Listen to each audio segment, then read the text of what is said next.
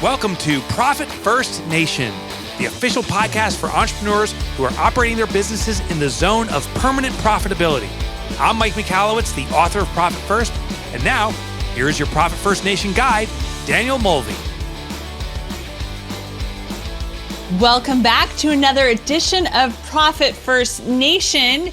Today, I'm going to kind of reveal maybe some secrets to my madness or secrets to my success. We're going to call this episode Danielle's Modus Operandi. And I'm going to give you the 6 kind of like mottos or the things that I'm always saying to my employees that if you ask them, does Danielle say this all the time, or is this Danielle's modus operandi? They would be like, yes. So let's dive into it. And the first one is, I've been saying this for over 20 years, is all of us are smarter than one of us. So, that is really the idea that, again, collaboration is best. And the other thing is it reminds us that we need to surround ourselves with smart people, right? And so, if you don't think that your team collaborates and that collectively you guys are smarter than one of you, the business owner, then you've got the wrong team.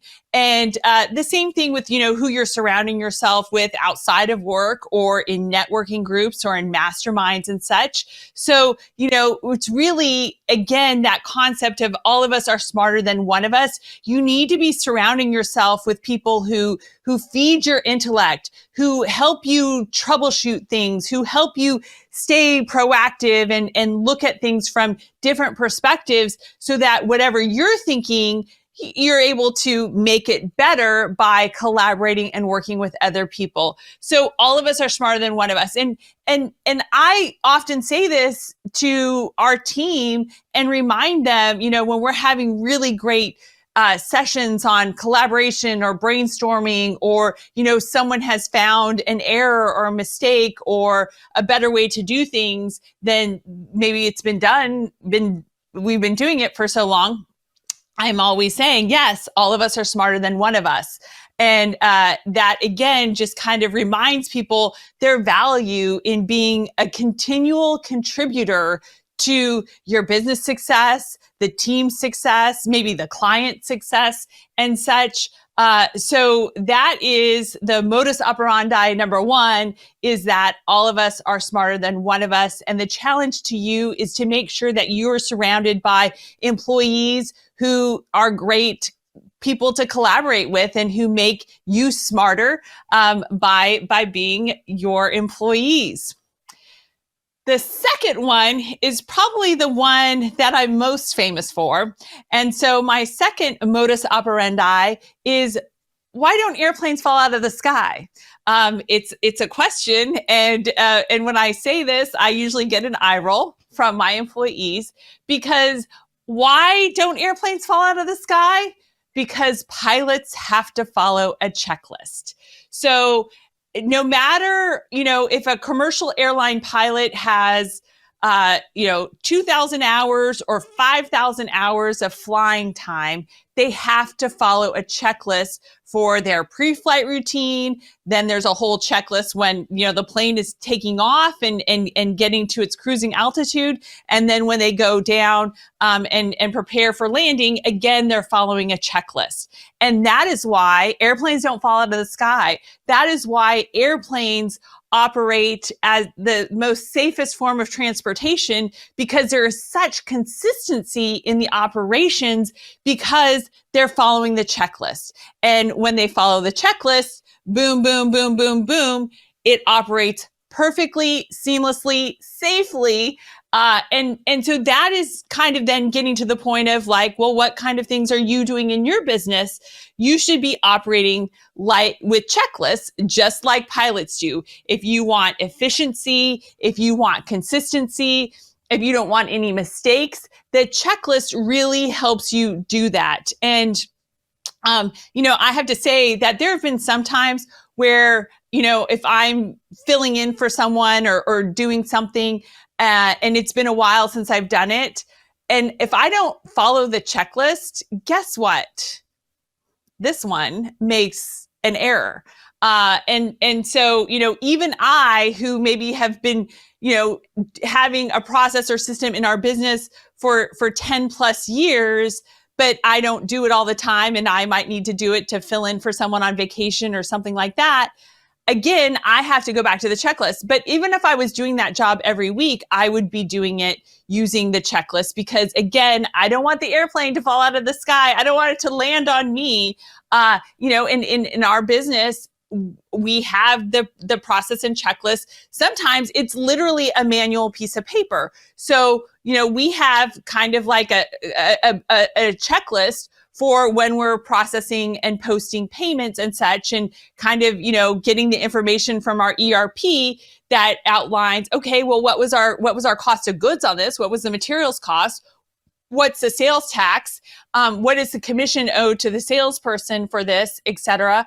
And, we're getting all that information out of the ERP because then that impacts our allocations or our sweeps and transfers from that deposit account into the sales tax account, for example, or into the cost of goods account. So, you just, the more that you have documented and the more that you're following it. So it's so important that these checklists don't live in a binder somewhere. They don't live in a file that no one ever uses. It's a useless checklist if it's not just easy to access and it's not something that's used all the time. I love airmanual.co as a great, easy, efficient tool because that kind of gives you a 2-in-1. What you're able to do is, yes, and this is a plug, I guess, for AirManual. They are not an official sponsor, but I don't care. I'm sure if I asked them to be a sponsor, they would be. But the system allows you very easily, very simply, very cleanly to, build those standard operating procedures, which you need of documenting things that go on and how they go on in your business. But then you can also kind of turn it into a checklist. So when you're using it in checklist mode, you're keeping that base, but you're able to like create it, just kind of create a copy and then be able to check off as you're completing the items and such that need to get done. So, why don't airplanes fall out of the sky? Because the pilots are following a checklist. And, fun fact about me, and I usually use this on 2 truths and a lie, is, when you give those 2 truths and a lie, I share that I was a flight attendant for American Airlines. And everyone always thinks that's the lie, but it's the truth. So when I graduated college, I had a 5th-year senior boyfriend. So I was just kind of like waiting around to see what was going to happen and such, and wasn't ready to take a, professional job yet and such. So I did apply and get hired by American Airlines. And I did it for a year. And it was really quite fascinating to kind of like go behind the scenes and such, and to see how a large corporation like that is run and just all the different facets to it. But what was, again, the most fascinating to me was like the secret to the safety of commercial air flying is that the pilots always have to follow a checklist. Again, no matter how many hours of experience they have in the air, they're always following a checklist. So if they're doing it, then we should be doing it too. And we do it in our organizations. And I challenge you to do that in your organizations as well. Modus operandi number 3 is 1 teaspoon at a time. Now, let's see. This one is more of a challenge to me than something that I have mastered. I tend to, and if you've listened to the podcast, I give you 7, just like today, I'm giving you 7 of my modus operandi. I'm not giving you 3. Most people would give you 1 or 2 or 3, but I tend to overload. I do tend to overwhelm a little bit. And so reminding the 1 teaspoon at a time is really a reminder for me. And again, I'm not a master of it. I am, just needing to do it. But when I feed things slowly, when I feed things 1 teaspoon at a time, it gets consumed and digested much better than when I just overwhelm with information. So, what can you really kind of focus on? What is that 1 teaspoon at a time? What can you be feeding people? I also like to think of Mary Poppins and a teaspoonful of sugar. I won't sing it for you. Helps the medicine go down. So, again, like I think of that, like how can I feed one teaspoon of sugar when I'm trying to make a point, when I'm trying to feed someone some information? How can I make it sweet? How can I make it memorable? How can I make it easier to digest and take in? And so 1 teaspoon at a time, with a nod to Mary Poppins, is my modus operandi number 3. All right. Oh my gosh, we are kind of at the midpoint, going into modus operandi number 4, and that is 50 times. Who says it the most wins? And I am saying that the bar is set at 50 times. I'm no joke. And what's funny about this is, and I think we all kind of have the same mindset, and I had this mindset, but that mindset I've kicked out the window. We don't want to be that annoying person. And we say annoying, we don't want to be that person that's just sending kind of like the same emails on the same rotation all the time. That's really of being no service.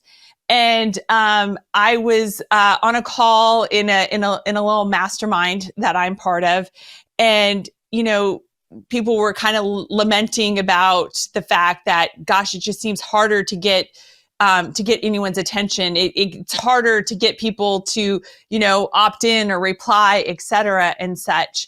And but we don't want to be annoying. Like, we don't want to send more. And I think that someone said, well, look who's killing it in the marketplace. And they said Grant Cardone. And I'm like, yeah, he is kind of killing it. He's everywhere. And he is sending the most. He is sending the most messages, the most emails. I don't know, like, but I see it all the time, and I'm getting the emails, et cetera. And so he's kind of the one that comes top of mind because I'm seeing him the most. And so I am like, I think it's 50x. I think if you're going to do a nurture campaign or a drip campaign or whatever, like, it needs to be touching the person 50 times. And here's why. Because we are getting bombarded with all different sorts of information. And it's just coming at us from multiple channels and such. And so it just becomes like, so much. But when we hear something 50 times, well, now that one stands out as the most memorable. And I like to say too, that it kind of works to your advantage as well, because when someone is reminding you of the pain point that you're having, and they're reminding you 50 times, and let's be honest, we don't see all of our emails. We're quickly scanning and stuff. So, even though Grant Cardone might be sending 50 emails, you're not seeing all 50 necessarily. When you go through, sometimes you're just quickly, like, just getting rid of stuff as quickly as you can without, like, examining each email.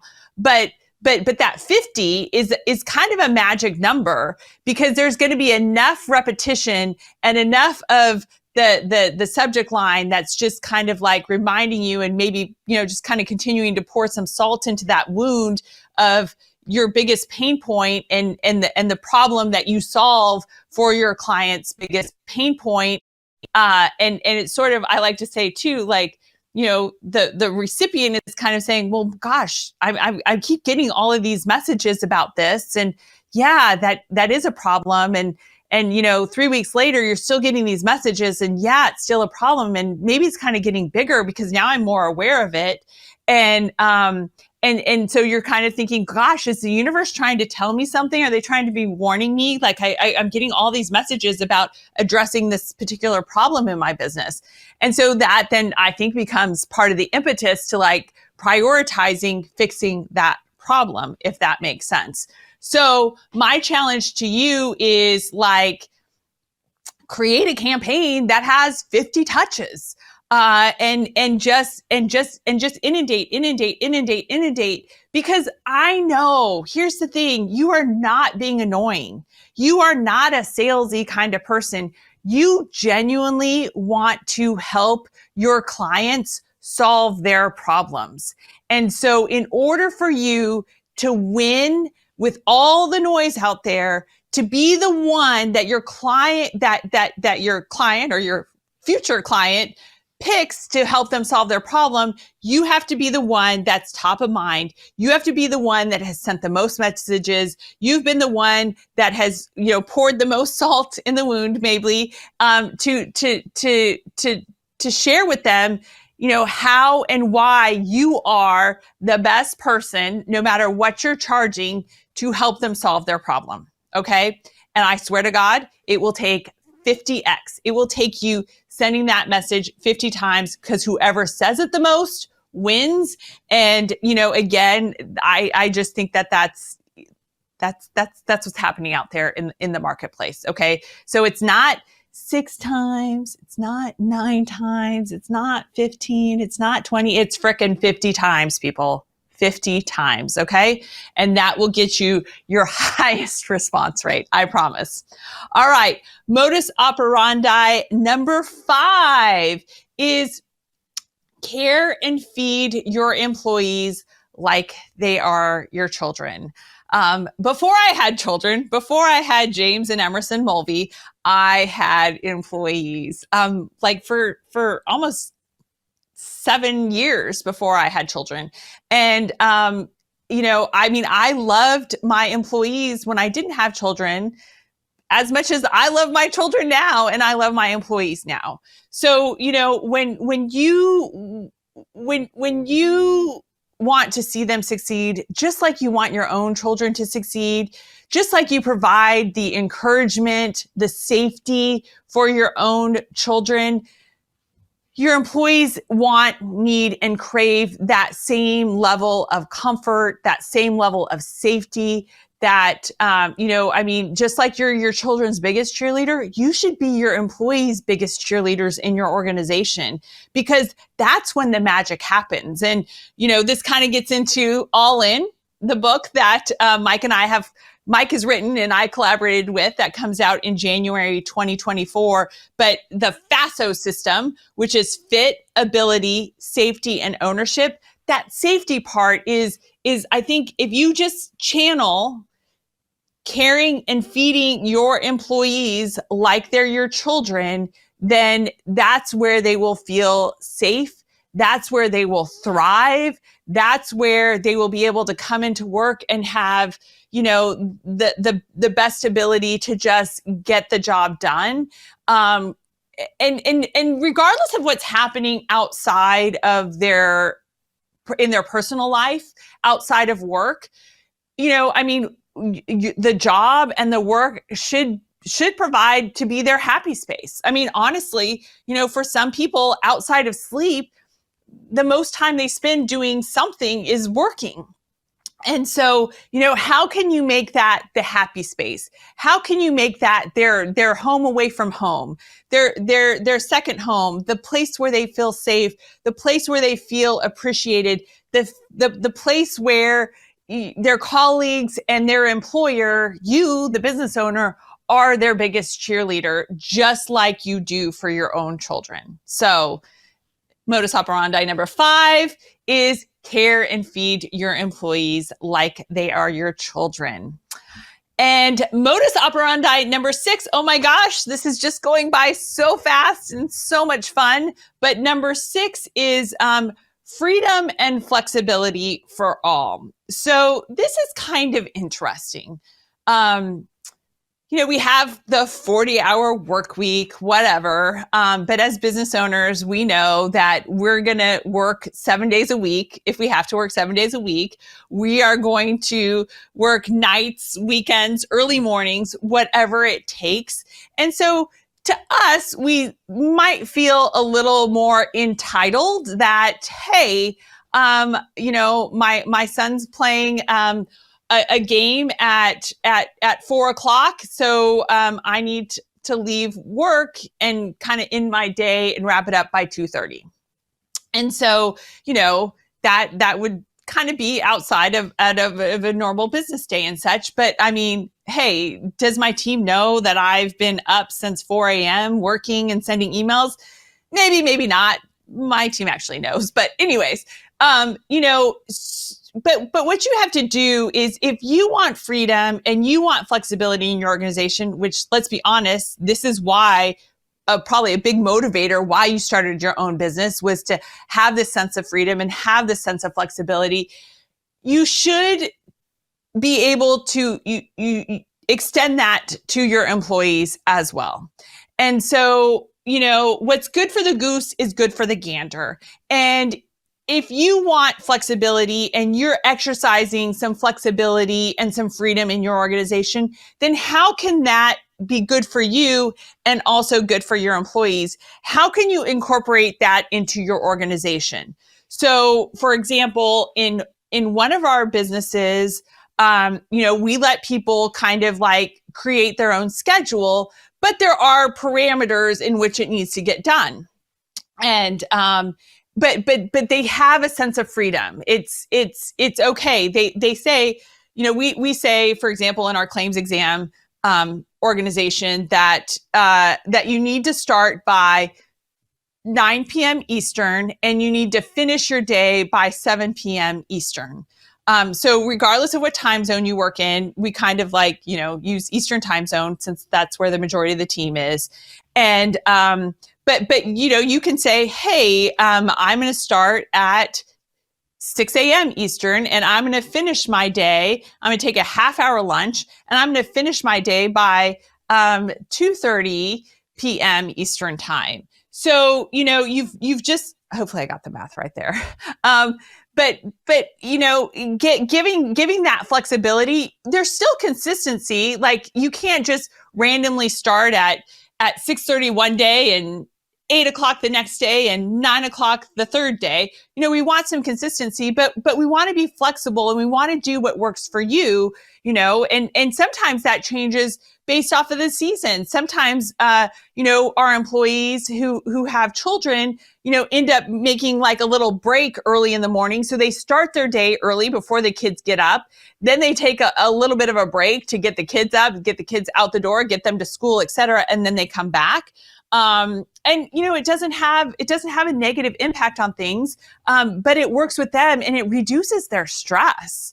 And then the benefit is that, because they got that head start before their kids were up, then, their day is ended work-wise when their kids are out of school, and now they can be all in with their kids and the activities after school. So, if you want the freedom and flexibility in your business, then how can you extend that to your employees as well and still get the job done, still get the work in, still get the hours, et cetera? Because just remember, what's good for the goose is good for the gander. All right. And then the last one, number 7, is a reiteration of a recent episode, and that is seize the day and your daily huddle. So, while you give freedom, while you give flexibility, and because you don't want to be a micromanager, yes, that's all good, but you still have to have a daily dose of accountability. And when you seize the day and have your vitamin C meeting or the daily huddle, that's your opportunity in less than 10 minutes to just make sure that the ship is still on course and everyone is at their stations. They are doing their job. They're hitting on their 3 to 5 key responsibilities. They're meeting their success metrics. And, there's no one that is just under the radar. There's no one that's hiding. And so again, it's just keeping things going.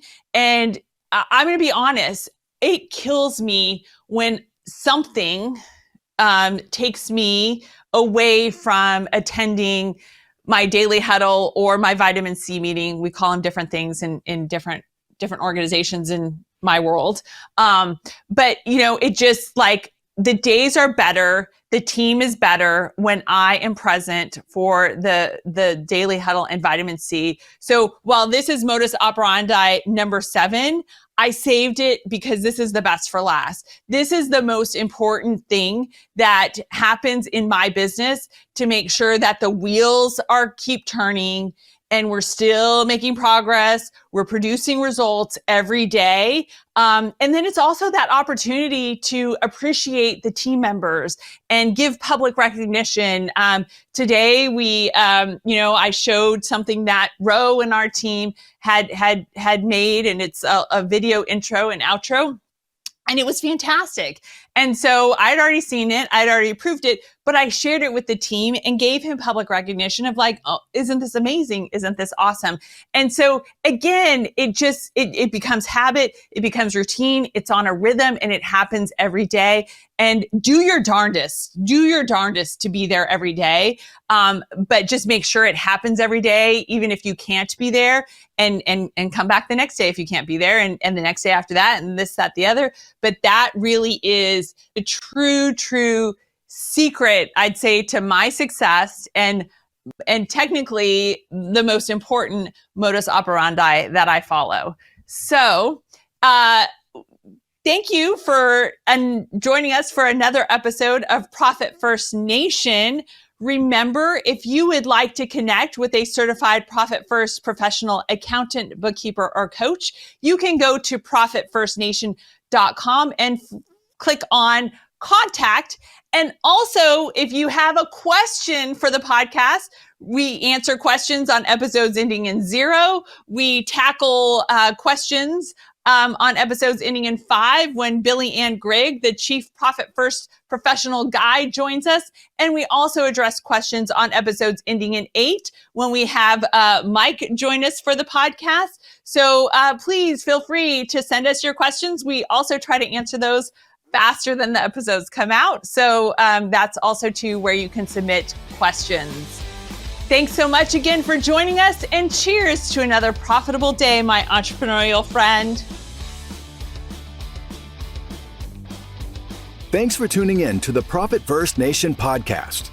We hope you found today's episode valuable and that it's inspired you to take action towards achieving permanent profitability in your business. If you want to learn more about how to implement Profit First in your business and connect with a community of like-minded entrepreneurs, be sure to visit us at profitfirstnation.com to download our how-to guides and resources.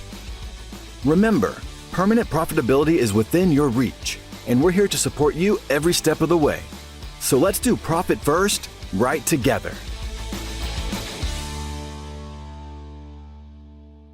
Profit First Nation website, related podcasts, and videos are provided for general information purposes only and do not constitute accounting, legal, tax, or other professional advice. Visitors should not act upon the content or information found here without first seeking appropriate advice from an accountant, financial planner, lawyer, or other professional.